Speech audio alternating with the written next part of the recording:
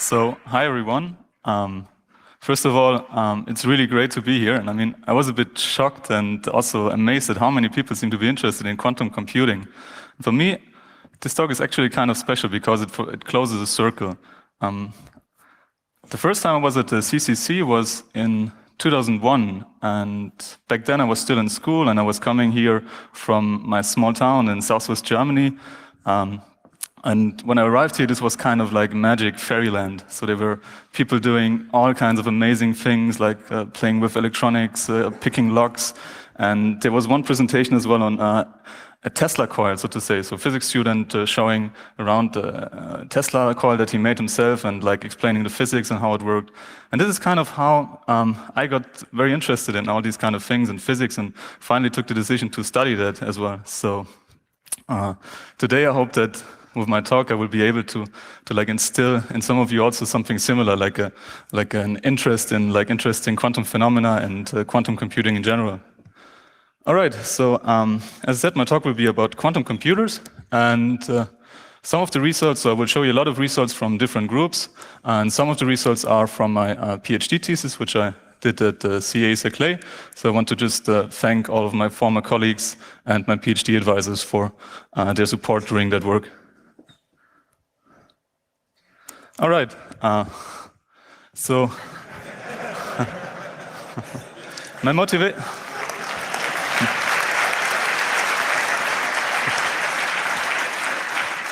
So that's kind of the motivation for me to give this talk, because as you probably all noticed, there's a lot of buzz about quantum computers in the media. So every month there's an article on Wired or on VentureBeat showing the latest results from like groups in quantum computing, and also now there was this big announcement that Google invests money in building superconducting quantum computers. So there's a lot of information floating around, and it all kinds of ranges between, yeah, quantum computers will like change everything for us, or quantum computers are kind of hokum. They will never work probably. And what I want to do with this talk is actually to explain what quantum computing is, why we want it, and how it works actually. So the outline first is to, yeah, as I said, show why we want actually to build quantum computers, then how to like solve some interesting problems with them, for example, cracking passwords. And afterwards, I will show you how to build a very simple quantum processor using superconductors, resonators, and microwave signals. And finally, I will show you some of the recent progress in quantum computing. All right, let's get started. So, what is the history of quantum computing? Well, the beginning can be probably traced back to the 80s, when physicists were already using conventional or classical computers to help them to simulate physical systems. And back then, people were asking, they were seeing that it is actually pretty hard to simulate a quantum system with a classical computer. Somehow, as soon as you like add a little bit of complexity to your quantum system, the classical computer is no longer able to kind of simulate it. And in a famous conference, 1981, Richard Feynman, physics Nobel Prize winner, gave a talk on exactly this subject, where he discussed how to build a computer that would actually be able to simulate quantum mechanics. And this is, so to say, the birth of the quantum computer as a concept. So in the beginning, this was really devised to help physicists to simulate a quantum mechanical system. If you now go one step further, you can of course see that, okay, a quantum computer seems to be more powerful than a classical computer because it can simulate quantum systems. So maybe it can also help us to solve some other problems which are not of like physical nature, but some abstract mathematical things. And amazingly, the answer to this is also yes. And now I want to show you how this gets done, so to say. So to understand quantum computing, we first need to have a look at the basics of classical computing. And this will be very useful because later on we will use a lot of concepts that I will introduce you here. So it will help you to understand how exactly quantum computers do what they do. All right. So as you probably all know, computers use bits as the basic unit of information. A bit is a system that has two states, 0 and 1. And it's kind of an abstract mathematical concept, but nowadays, if you think of bits, you probably think of a voltage in a wire in a circuit. So you could say, okay, the state 0 of your bit can be defined by having a 0 voltage, a 0 volt in comparison to like some ground state, and bit 1 would have, for example, 5 volt. All right. To do useful things with bits, we need many of them, so we put them in a so-called bit register. Here the bits are enumerated from top to bottom, so there are n bits in this case, and if you want to write the state of the whole bit register, you can just kind of multiply them, the individual values together, and write them like this. And you would see that for n input bits, so you would have 2 to the n possible states. So it's a pretty efficient way to store information. Definitely better than using Roman literals. All right, now you of course want to do something with your bits, so you need gates. And a gate is also an abstract concept which is a function in that sense, which has one or several inputs and one or several outputs on the other side.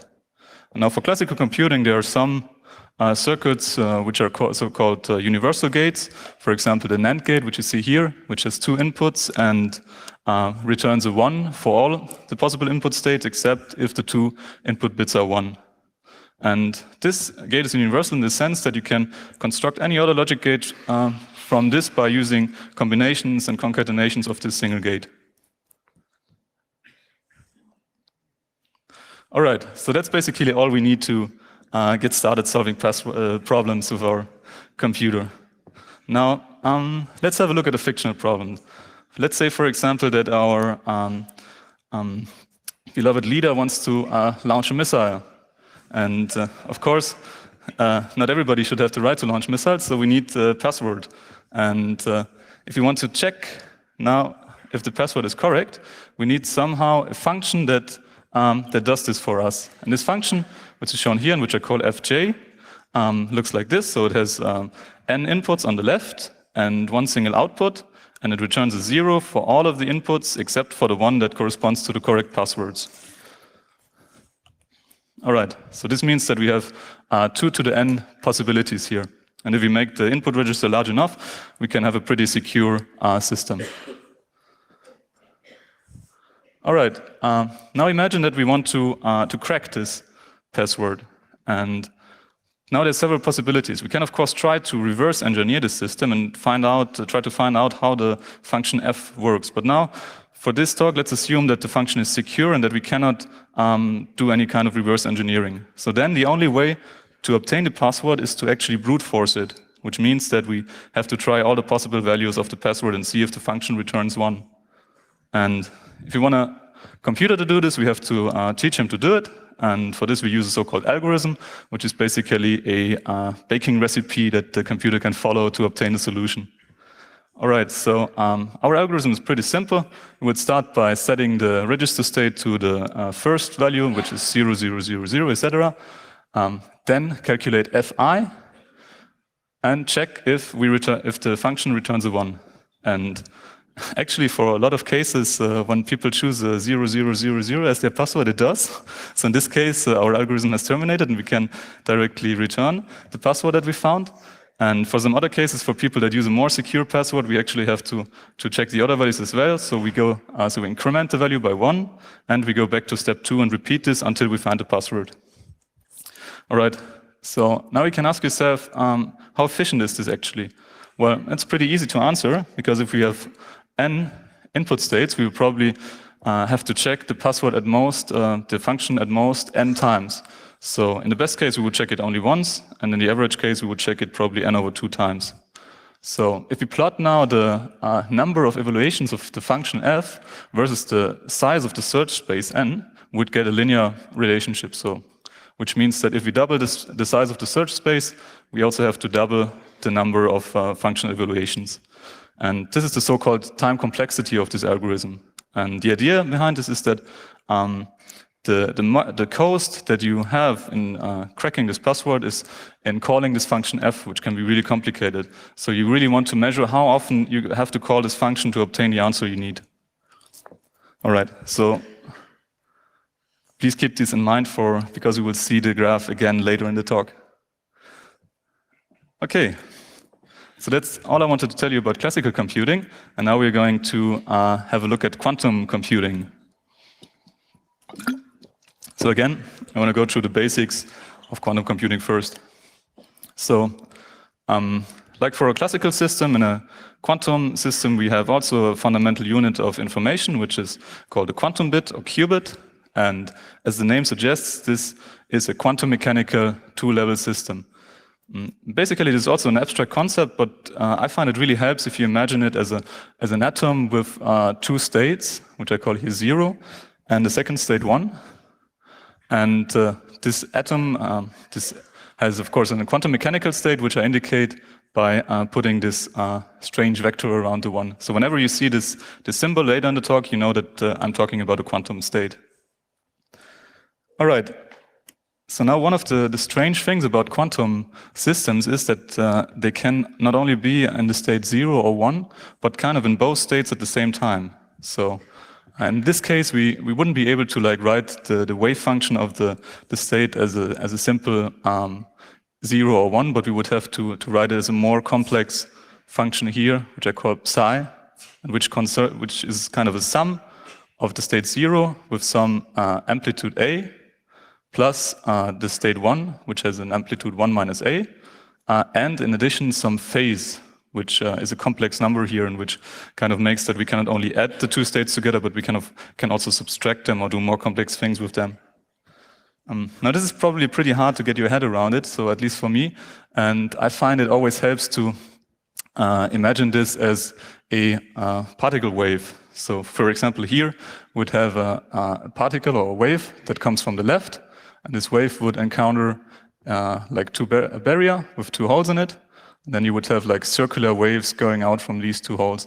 And here in this picture, this is also like a single system, but it kind of shows like strange interference effects, and the two waves here overlap, and depending on the phase of between them, they can kind of like subtract or like add themselves up. So I think this is a pretty good way to think about a qubit state as well.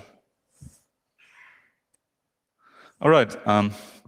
The second difference to classical bits is concerns the measurement of quantum bits. So for classical computers, I didn't even mention how we measure them, because it's really trivial. We can just measure the voltage of our wire, and then we get the information if we're in the 0 and the 1 state.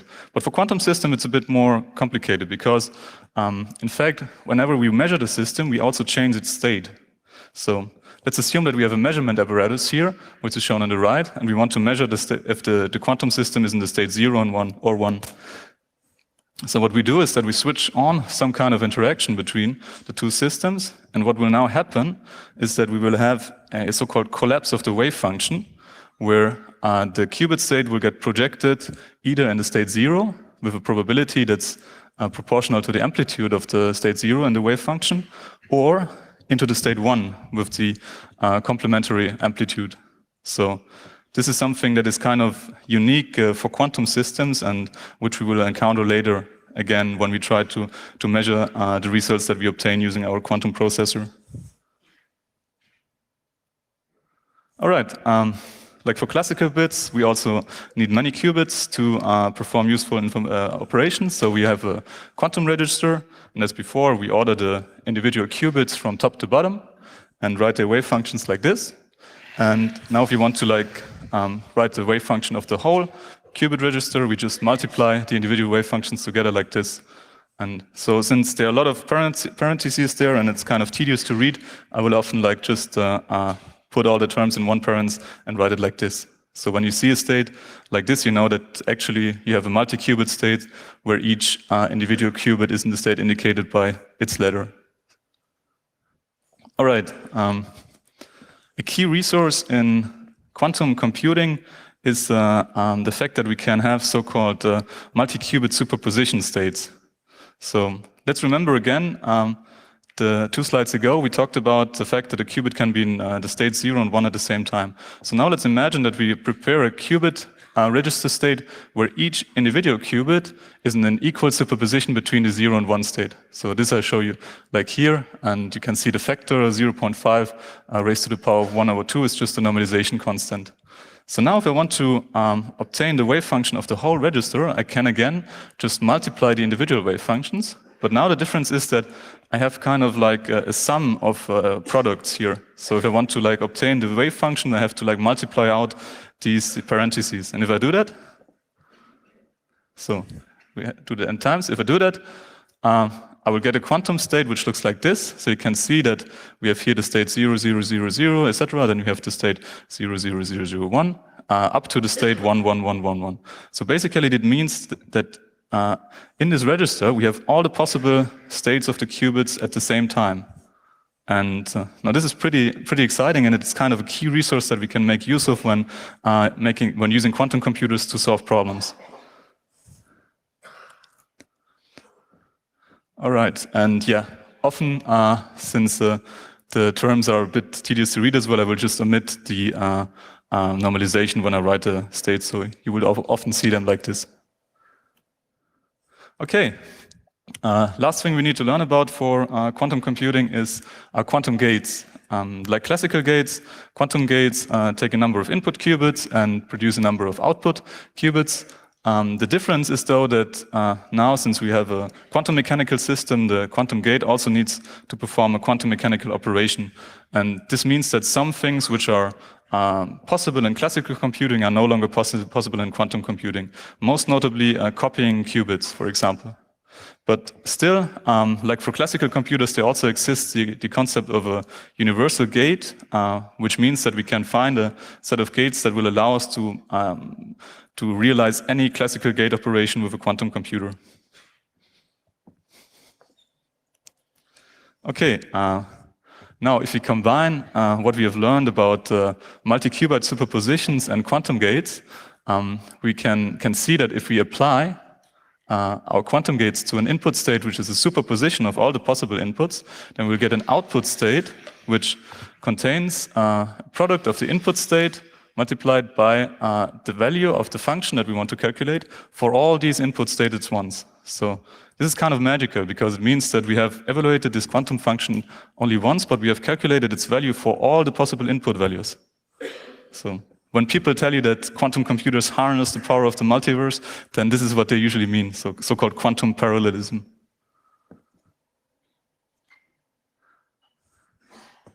All right, the last thing that we need to learn about is quantum entanglement. And this is a concept which can be understood like this. So assume that we have a 2-qubit state where the first qubit is in the state 0, the second qubit is in the state 1. And then we take these 2 qubits and we apply some function to them, which we call f here again. Now the effect of this function is to, for this input state here, which we have, to return an output state which looks like this. So it's a superposition between the 0-1 state and the 1-0 state. And now this state looks pretty innocuous, but actually it's kind of weird because, as you might notice, we can no longer write the individual qubits separately. So we can no longer like factor out the first qubit and the second qubit. So somehow both of them are kind of intertwined. And now if we would imagine that we would make a measurement of the first qubit, as we said before, the probability of obtaining either the value 0 or 1 for the first qubits is 50%. So assume we obtain a 1. And what is then really bizarre is that we seem also to have changed the state of the second qubit, because now it's in the state 0. So this is kind of really weird, and means that somehow there is a ghostly interactions between the 2 qubit, which makes that when I measure the first qubit or do something with it, it also affects the state of the second qubit. And now if you think that's weird, then you're in good company, because Albert Einstein wrote a famous paper on this so-called EPR paradox, where he argued that this must be a reason why quantum mechanics is incomplete. And in fact, this is actually, it's completely valid behavior, and we can use this also to speed up computations when we use a quantum computer to solve problems. All right, so this was a lot of stuff to digest. So just let's do a small recap of what we learned. So we saw that qubits are quantum mechanical 2-level systems, that it can be in a superposition between the states 0 and 1, that a measurement of a qubit state will either 0 or 1 and project the qubit in the respective state, and that qubits can become entangled with other qubits. All right. So back to business. We still have to find the password for our missile launch system. Now,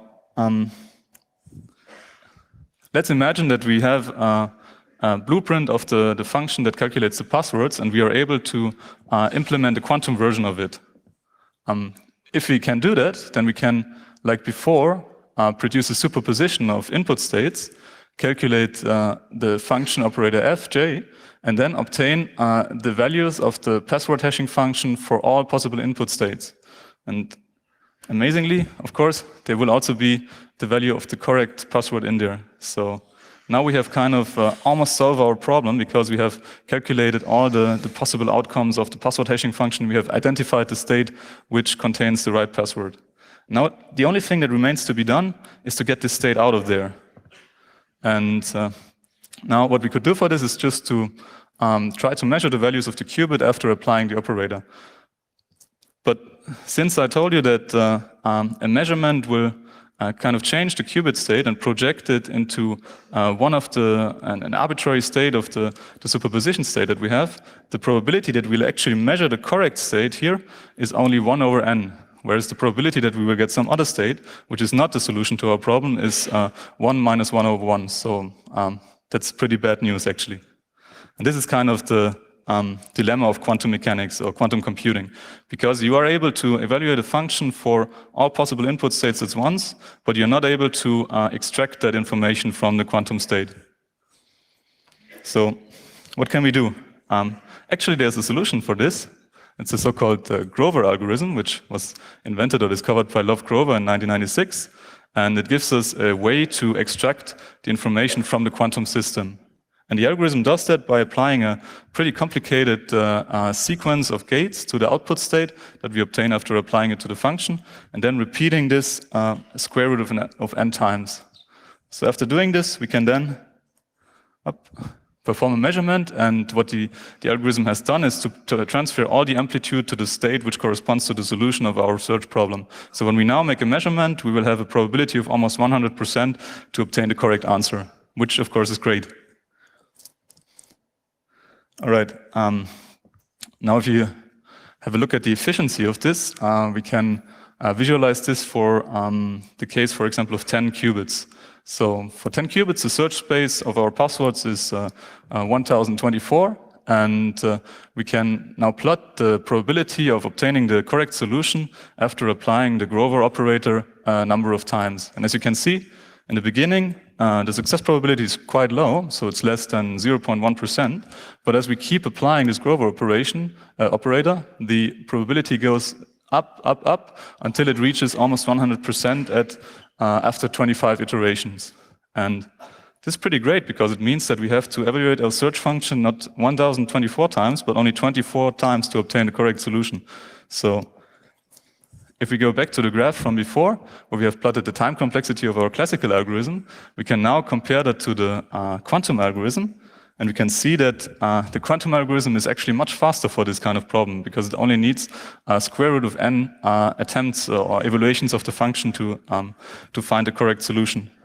And so when people tell you that quantum computers are faster than classical computers, what they actually mean is that for some problems, there exist algorithms on quantum computers that have a smaller time complexity than the best known algorithms for classical computers.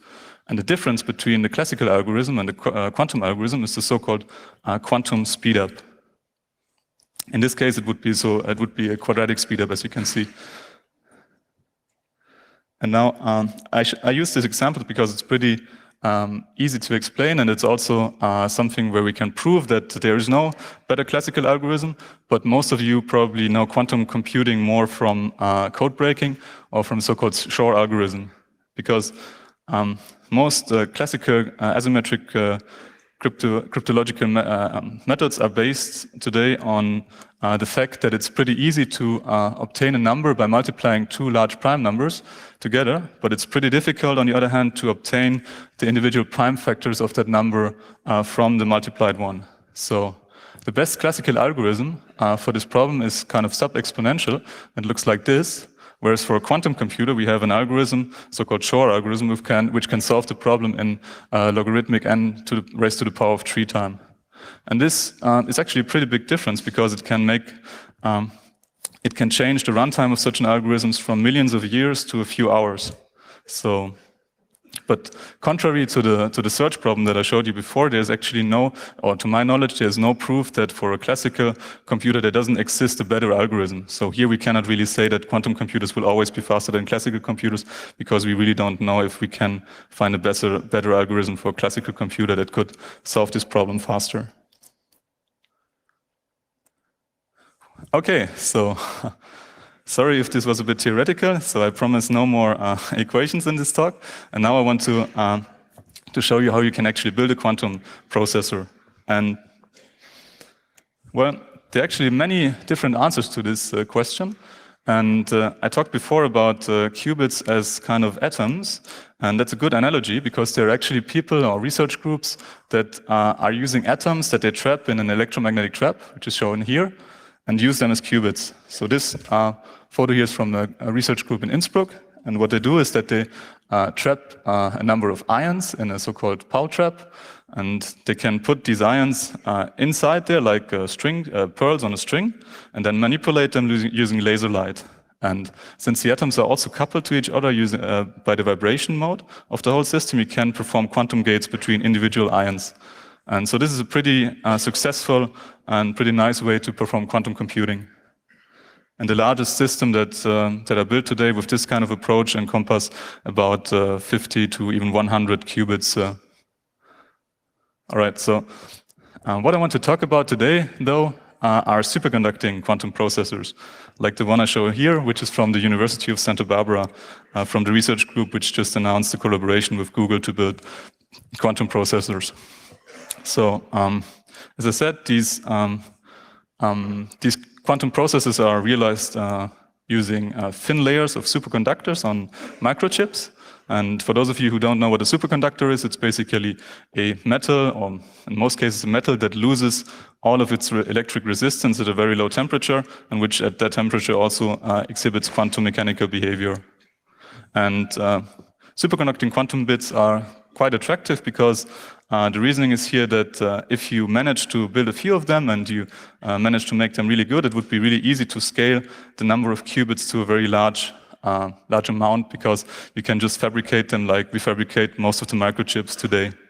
So, and of course there are many more technologies that allow to build quantum processors. For example, there are nuclear magnetic resonance spins, there are quantum dots, even Bose-Einstein condensates can be used to realize quantum bits. So I just want you to take away that superconducting quantum processors and ion trap quantum processors are not the only approaches to quantum computing.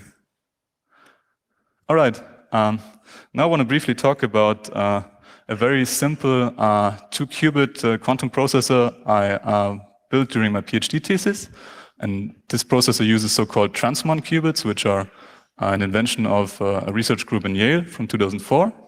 And what I show you here is an electron microscope image of the whole qubit chip. And this is actually a nice system to discuss the basic blocks of quantum processors because it contains all the elements that you would also need for a larger scale quantum processor. So you can see that the chip is about 20 millimeters in size, and it's realized in a material called niobium, which is a metal that also becomes superconducting at about minus 264 degrees. And on the chip, you see a lot of coplanar waveguides, which we can use to send microwaves to the qubits, and some other signal lines which we can use to perform other operations with them. And so if you ask yourself where the qubits are actually on the chip, the answer is here in the center. So you can see 2 of them.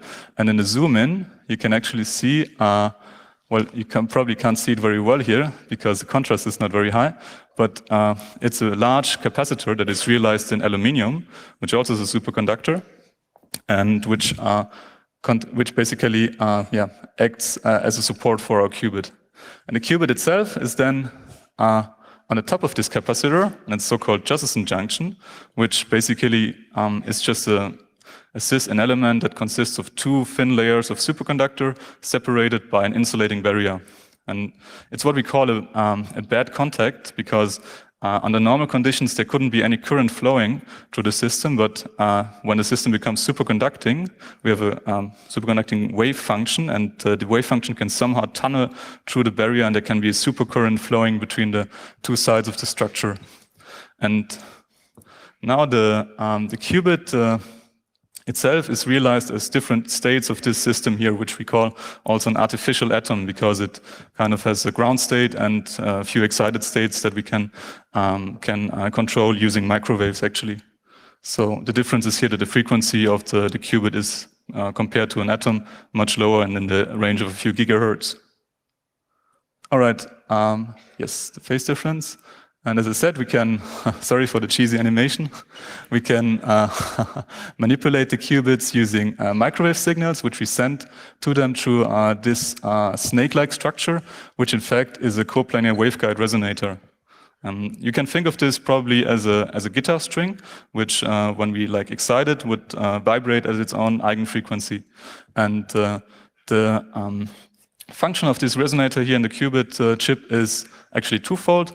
On one hand, it isolates the qubit from the environment and protects it from the noise that is, for example, coming from the input line. And on the other hand, it also allows us to measure the state of the qubit after we have performed some operations on it. All right, now I talked about 2 qubit gates earlier. So in order to do them, we need some kind of interaction between the 2 qubits. And what we do for that is that we put a very small capacitor between them, which kind of couples them always when they are at the same frequency. So that means by changing the frequencies of the qubits, which we can do by changing the current in these lines here, we can bring them in and out of resonance and realize 2 qubit gate operations with them. All right, so that's basically it.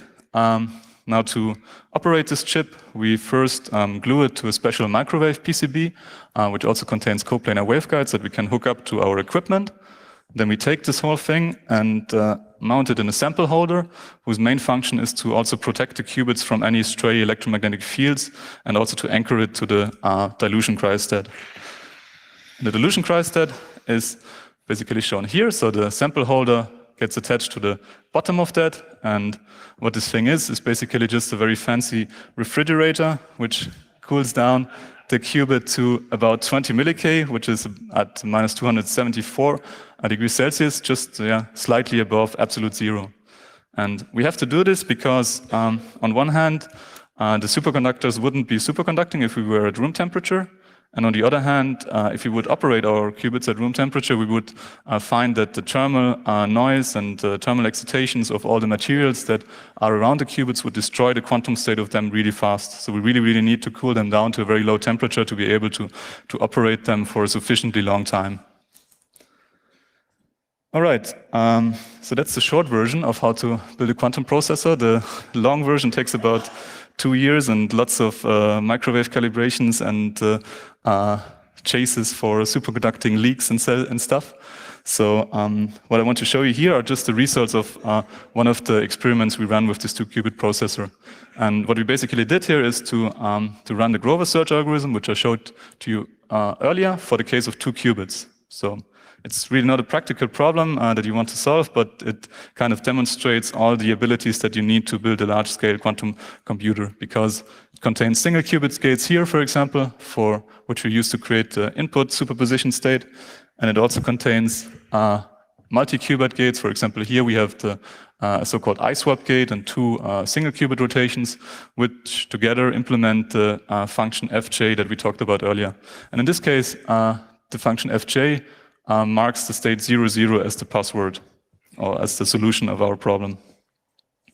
All right, now for the 2 qubit case, the Grover operator has to be applied only once to the state to obtain the solution. So these 2 gate operations there do this, and afterwards we can just then measure the qubit states and see if the algorithm has worked, so to say.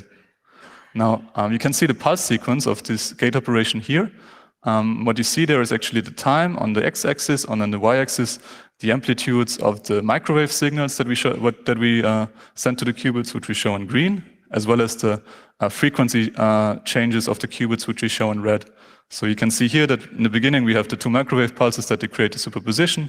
Then we have like an interaction between the two qubits where we perform our two-qubit gate. Then we separate them again, perform some more phase manipulations. Then we bring them in resonance again for the Grover operator. And finally we change their frequency and we measure out their state. All right. So now we want to see how successful we are actually at doing this. We can run this gate sequence, which takes about 200 nanoseconds, and do that a lot of times, and then just average the results to obtain some good statistics. And we have done this for the case of this function f00, and what we see here is the success probability, so to say, or the probability to obtain different output states as a function of the search function that we are looking for. And you can see here that for this case of the functions f00, the success probability is about 67%, which is less than 100% what we would expect. And I will explain to you why later. So to be more scientific, we have to repeat that, not only for this case of the function f00, but also for the other possible search functions. So we do that, and every time we calculate the success probability afterwards, and we see that for all the 4 cases we are above 52%, or 50%, sorry. And this is pretty nice because 50% is the so-called classical benchmark against which we can compare our quantum processor. Because if you would think of an algorithm, a classical one, that gives you a solution to your 2-bit search problem, then you could think of an algorithm that like evaluates this function once, which has a probability of 25% of yielding the right answer. And if it doesn't find the right answer, just takes a lucky guess and returns some of the other remaining 3 states. And so this is what I call here the I'm feeling lucky bonus, because the success probability of this classical algorithm would then be 50%, and this is what we measure our quantum processor against. So you can see that for this simple case, we can actually achieve quantum speedup in an experimental quantum processor. All right, so now you probably ask yourself, why can't we just scale that up and build a quantum processor with like 1,000 or 10,000 qubits? And actually there are several problems which keep us from doing that, and a few of them I listed here. So the biggest one for the quantum processor, which I realized during my PhD, is so-called decoherence.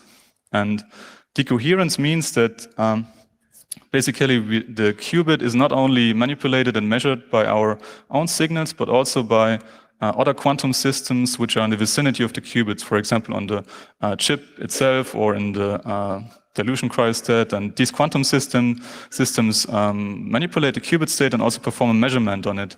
And as we've learned before, a measurement destroys the quantum state. So what this does is basically it kills the state of our qubit in a pretty short amount of time. For the processor, which I realized, this was on the order of a few 100 nanoseconds. Okay, then the second problem is the gate fidelity and the qubit-qubit coupling. For the case of 2 qubits, it's actually pretty easy to devise a coupling scheme where you can perform gates between the different qubits. But now, if you would scale up the number of qubits, you would see that it's pretty difficult to switch on and off the interaction between 2 individual qubits with high fidelity. It's kind of like if you have like a phone line with a certain frequency bandwidth, and you want to have, for example, 100 or 1,000 subscribers on it. And if every subscriber takes some amount of the bandwidth of the line, at some point you will have no bandwidth left for new subscribers. And this is kind of what happens with the qubits here. At a certain point, we have used all our frequencies that are available for the qubits, and we can no longer add new qubits without kind of interfering with the other ones. So the same goes also for measuring the qubit state, because in our case, we can perform a measurement of the qubit and get the correct result with a probability of about 90%. But this means, of course, that in 10% of the cases, we cannot reliably measure the state of the qubit, which is also, for this kind of a system, a big problem. All right, and of course, there are some other problems which I won't talk in detail here, which, for example, concern the reset of the qubit. So for quantum computers, it's actually pretty hard to reset the state of your machine to 0. And this is also like a problem which has to be solved and which is not fully solved in practice yet. Okay, so I want to finish this talk with a small outlook on, or a small summary of the recent trends in superconducting quantum computing.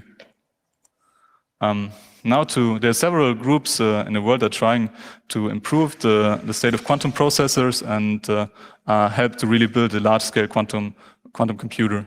And here I show you an image of the research group at the University of Santa Barbara in the John Martinez lab, which recently partnered up with Google to build quantum processors. And what they are doing is basically to devise new types of architectures that also use transmon qubits, like the ones I showed you before, and resonators, but that couple these elements in different ways that makes it easier to produce a large number of qubits on the same chip and actually get a real quantum computer out of that. So these approaches are, for example, called ResQ or surface code architecture.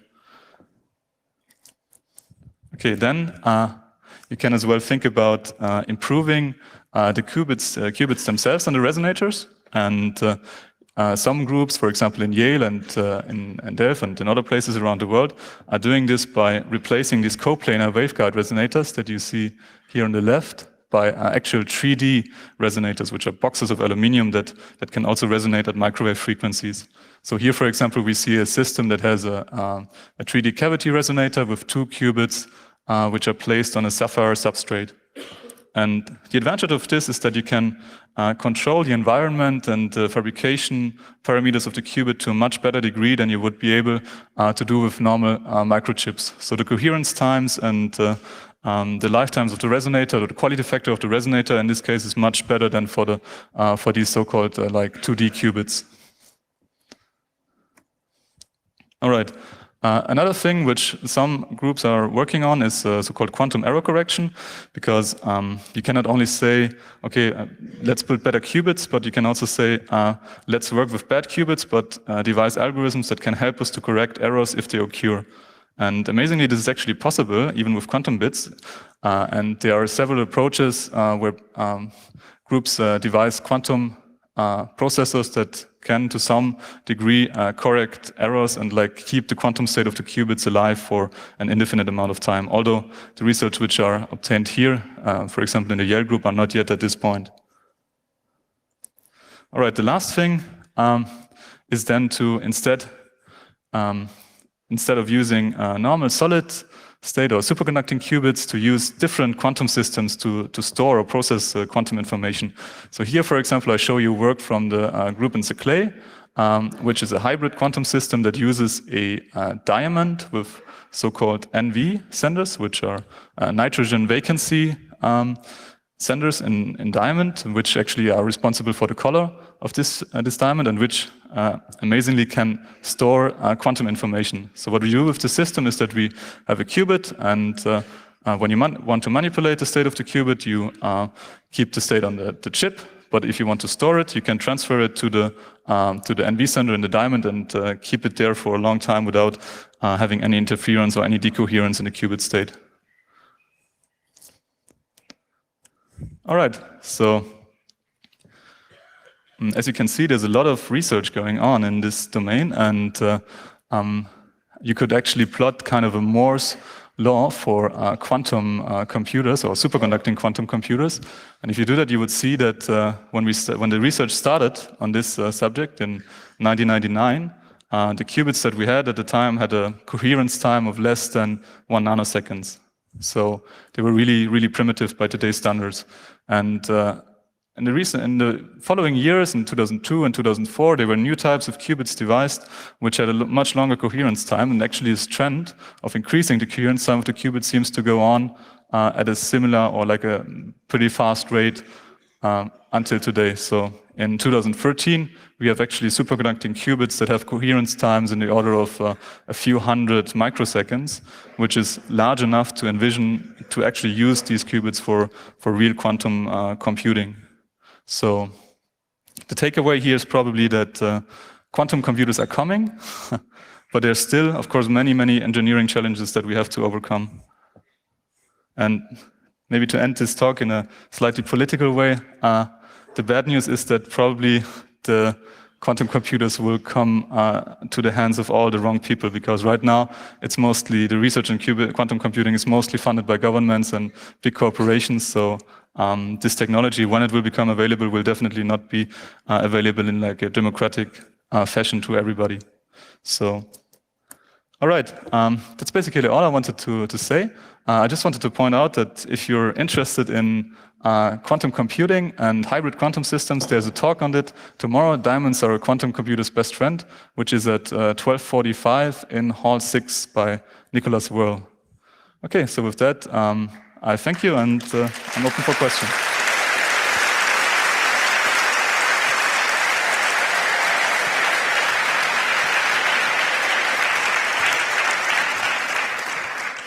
Thank you for your talk. We now have 15 luxurious minutes of Q&A. So please line up at the mics. There's 6 mics, 1, 2, 3, 4, 5, and 6 in the back. We also have the IRC and Twitter, as I said before. If you're physically unable to move, as in not just caffeine deprived, but actually not able to stand up, then please raise your hands. We have a backup mic for you. Okay, mic 1, go ahead. Hello, thanks for the very interesting talk. I've learned a lot. Into the mic. Oh, sorry. Well, first of all, thanks for the very interesting talk. I've learned a lot. And if I understand it correctly, quantum computing is at the moment limited by the amount of qubits you can have interact with each other, plus the amount you can keep the qubits stable. Do you have any idea at what amount of time and what amount of qubits quantum computing can reach a level where it can actually compete with normal computing in, say, doing RSA calculations, etc.? Mm-hmm. And that's a very good question, and the answer to that is a bit complicated.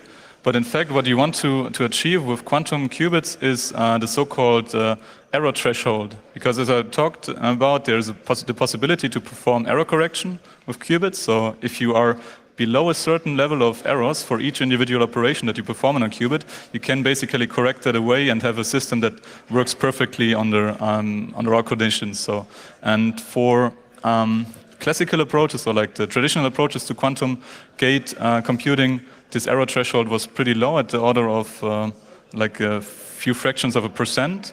But with new approaches, like for example the surface coding approach, this error threshold has actually moved up quite a bit to a few percent. So today it would actually be invisible to have qubits that are good enough to build real large-scale quantum computers. Although, as I pointed out, there are still a lot of other challenges which keep us from doing that. Okay. Does that answer your question? Yeah. Yeah, it does. Okay. Thanks. Does the internet have a question? Yes, there are 2 questions. Mm-hmm. The first question is, in your example, we got the right answer with a probability close to 1 by applying Grover's algorithm. Mm-hmm. Is this true for other quantum algorithms also? So there's a small probability of getting wrong results? For most quantum algorithms, yes, this is the case, because most of them are so-called probabilistic algorithms, which give you the right answer to a problem with a certain probability that is close to 100%, but not necessarily 100%.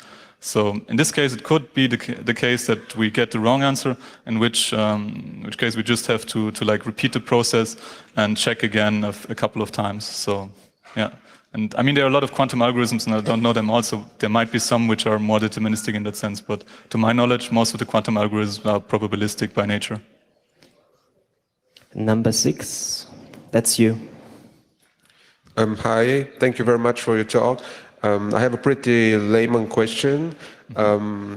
Conventional computing units, in order to make them better, you either increase the density, get more bits, right? Mm-hmm.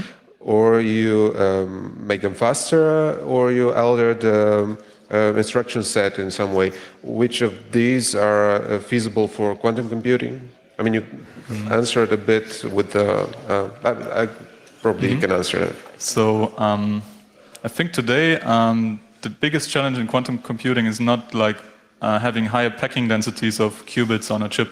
So I think it's really more having the ability to even like produce a large number of qubits regardless of the size of the structure. So I think in that sense it wouldn't be like a very high priority to optimize the packing or like the size of the individual qubits on the chip. And yeah, I think it's more about, if you talk about like the performance, you can also of course try to decrease the amount of time you need to, for example, perform quantum gates. And this can be done by increasing the frequency of the qubits and also increasing the coupling between individual qubits. which will though also increase the errors because there will also be errors incurred when you like bring the qubits in and out of coupling. So it's always like a compromise between speed and reliability or fidelity, so to say. Does that answer your question? Yeah. Yeah. Thank you very much. Okay, we have a question from a camera angel. Yes. Thank you. What do you think about linear approaches for quantum computing based on linear optics? So, in principle, the photon is a pretty nice unit because it's basically free from decoherence. And there are a lot of approaches in 2002 with free-space optics, and now they are being integrated into one chip. And what do you think about these approaches? I'm not an expert in optical quantum computing, so I don't want to comment on that too much. But I mean, as I said before, there are many approaches to quantum computing, and as of today, the race is still open on who will build the first working quantum computers. And if I would have to bet, I would bet either on like ion trap quantum computers we saw before, or like superconducting qubits. But of course, the optical systems and photonic qubits are also very interesting, and they could prove to be a viable alternative in case we should meet like a roadblock with either superconducting qubits or another technology. So I think it's, yeah, every technology that can realize qubits is worth checking out, and then you have to like measure it against like different criteria. For example, how easy is it to like make a large number of qubits? How easy is it to couple qubits with each other? And how good is the fidelity when you realize individual qubit operations? So these are really the criteria that you want to measure against, I think. Yeah, maybe we can chat about this later. Sure, yeah, would love to, yeah. Number 2, please. Hi. When you have your interference problem with the frequencies, isn't this a question of using a more complicated probability space? Maybe you can get around that. Okay, what problem are you referring to? When you have a scaling problem, if you add a lot of qubits and you don't have enough frequencies for them. Yes. Okay, now I see, yeah. I mean, the problem with our qubit processor was that the coupling scheme was really very simple. As I showed, it was just a capacitor that coupled the qubits to each other whenever they were at the same frequencies. And these architectures, for example, the one here at the University of Santa Barbara, use more intricate coupling schemes that rely on like different qubits being isolated from each other by multiple resonators. So the coupling factor or like the coupling strength in these approaches goes down much faster when you change the frequencies of the qubits than in our case. So these approaches are kind of more reliable and better suited to like realize a large number of qubits, I would say. So there are definitely lots and lots of approaches that you can try to do. Why don't people use better superconductors? Because we can do much better than 20 MK by now. Yeah, well, I mean, the temperature is really not the worst problem that we have. And so we operate at low temperatures mostly because we want to avoid the thermal excitation of the qubit and like noise.